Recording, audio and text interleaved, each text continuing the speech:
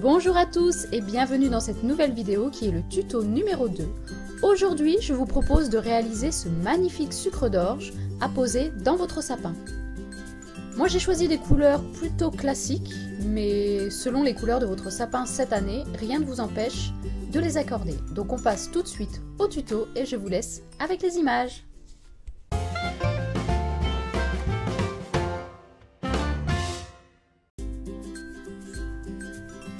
Pour commencer, moi j'ai utilisé le rouge indien de chez Fimo en soft, le blanc de chez Cernit. Pour le rouge, j'ai pris le rouge opacité 50% de chez Cernit, mais le rouge indien fera très bien l'affaire. Et pour les feuilles, je vais mixer du vert pomme avec du olive. Puis nous allons colorer les feuilles avec une palette à maquillage que moi j'ai trouvée à la foire fouille et je vais utiliser deux couleurs principalement pour iriser les feuilles. Donc on commence tout d'abord par faire les petites boules du hou. Donc je commence par malaxer la pâte.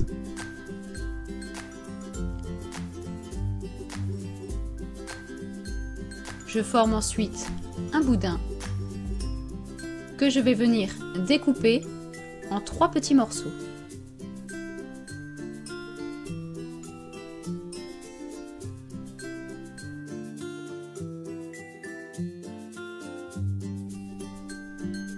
Je forme 3 boules que je mets de côté. Ensuite, avec le blanc et le rouge, on va s'attaquer à notre sucre d'orge. Je malaxe la pâte blanche. Elle est assez dure, donc je vous épargne cette étape. Et on se retrouve avec notre boule de pâte blanche, avec laquelle on va former un boudin, ni trop fin, ni trop épais.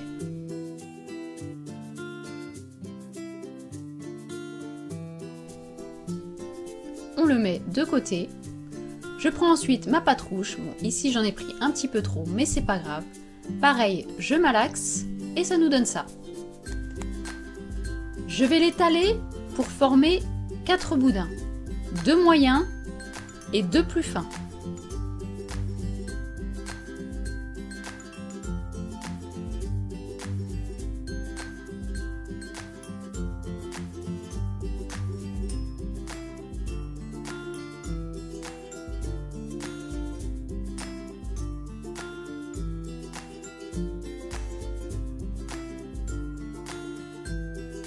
Je reprends le bout de pâte blanche pour voir la taille dont j'ai besoin.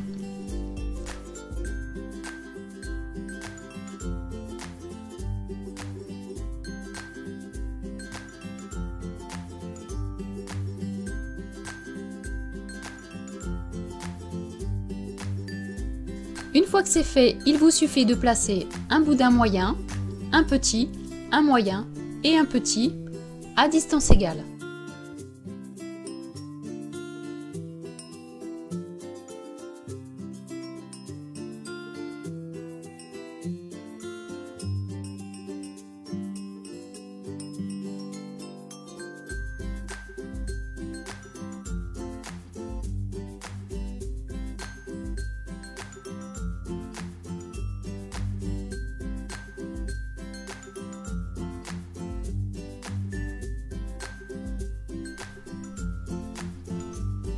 Voici ce qu'on obtient.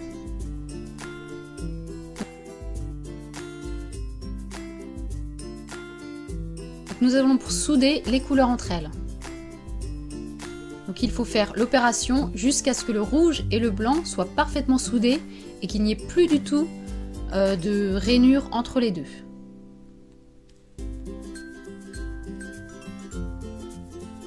Dans le même temps, vous pouvez tourner la pâte légèrement pour commencer à former le sucre d'orge. Voilà, je tourne régulièrement.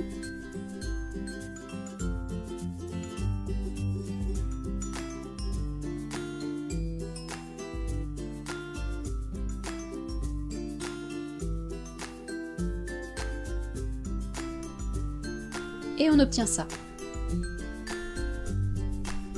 Ensuite, je vais courber le haut de ma canne et je vais couper à la longueur souhaitée.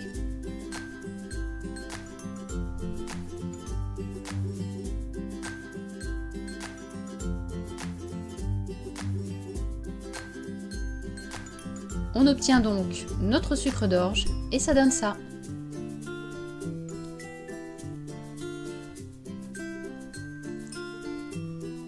Nous allons ensuite passer aux feuilles. Donc je mélange mon verre pomme et mon olive. Une fois que ça c'est fait, je passe à la pâte à machine pour obtenir une plaque bien plate. Je prends un emporte-pièce en forme de feuille ou de goutte et je viens emporte-piécer ma pâte pour obtenir des pétales. Si vous n'en avez pas, vous pouvez le faire au scalpel, ça marche aussi bien. Voilà ce que ça donne. Maintenant, je récupère le même emporte-pièce et je vais venir découper pour former les feuilles de mon hou. Pareil, si vous n'avez pas d'emporte-pièce, vous pouvez le faire au scalpel. Ce sera un petit peu moins précis, mais ça va marcher quand même. Il faut juste que votre pâte adhère bien au plan de travail pour éviter que votre pâte ne se déforme.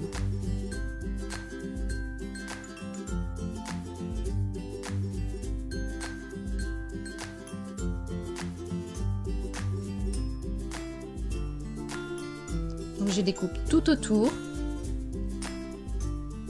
Et voilà notre feuille de houx. Je vais ensuite venir former les rainures de la feuille avec une aiguille.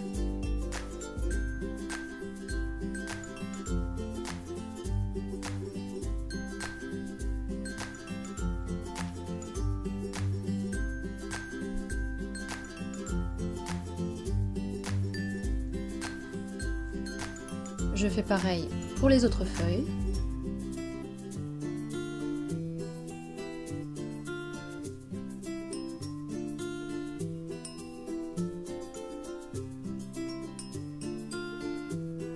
Et maintenant nous allons passer à l'étape suivante qui va être de iriser nos feuilles. Je vais donc prendre tout d'abord une couleur un peu vert pomme que je vais appliquer sur toute la feuille.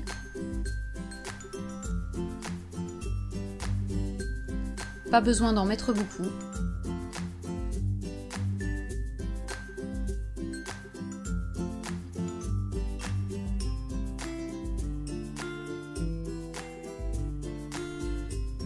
Voilà pour la base.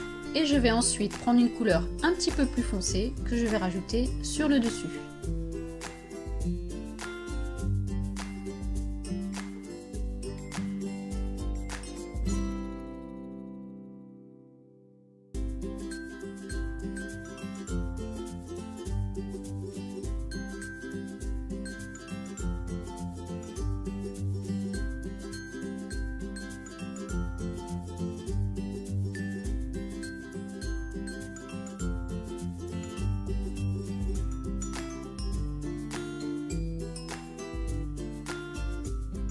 Je vais prendre un piton que je vais venir visser sur le haut de la canne. Je visse et je n'enfonce pas pour éviter que la pâte se déforme.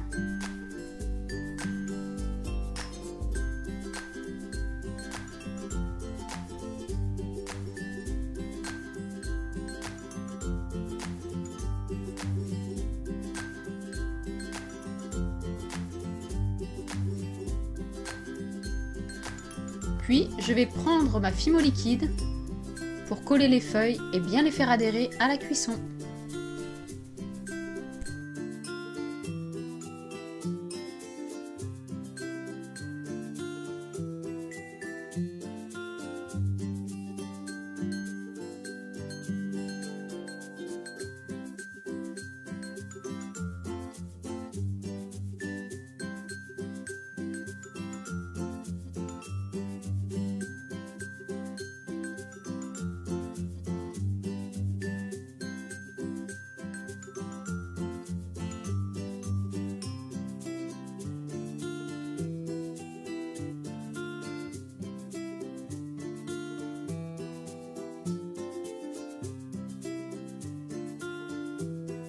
Une fois que mes feuilles sont en place, je peux rajouter de la Fimo liquide pour y placer les petites boules de houx.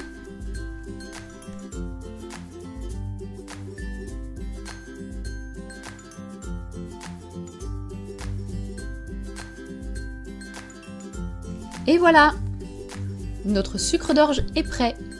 Il ne vous restera plus qu'à le passer au four environ 20 minutes à 110 degrés, ça suffit amplement.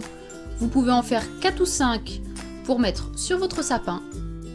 Vous pouvez également vernir les petites boules de houx pour un meilleur rendu. Et voilà!